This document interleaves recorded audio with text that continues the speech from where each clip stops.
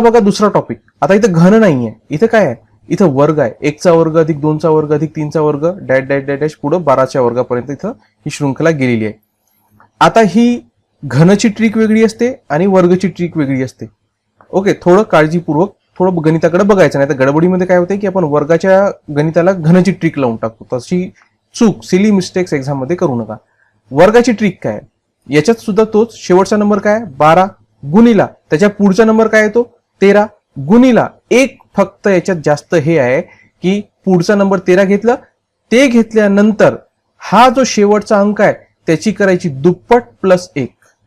ही याच्या ट्रिक मध्ये एक गोष्ट जास्तीची आहे. काय करायचं, शेवटच्या नंबरची दुप्पट प्लस 1 म्हणजे 12 दुनी 24, 24 प्लस 1 25. लक्षात आलं. काय केलं, शेवटच्या नंबरची दुप्पट प्लस 1 आणि याला भागायचं 6 कशानं भागायचं 6 म्हणजे छेद 6 आणि याला वर्ग घन वगैरे काही करायचं नाही. बस हे सॉल्व्ह करा, उत्तर निघून जाईल. साइन दोन्ही 12, 13 दोन्ही 26. ठीक आहे, 26 गुणिला 25 उत्तर काढा. 26 गुणिला 25 किती येते, तुम्हाला याचं उत्तर भेटून जाईल आणि ते येते 650.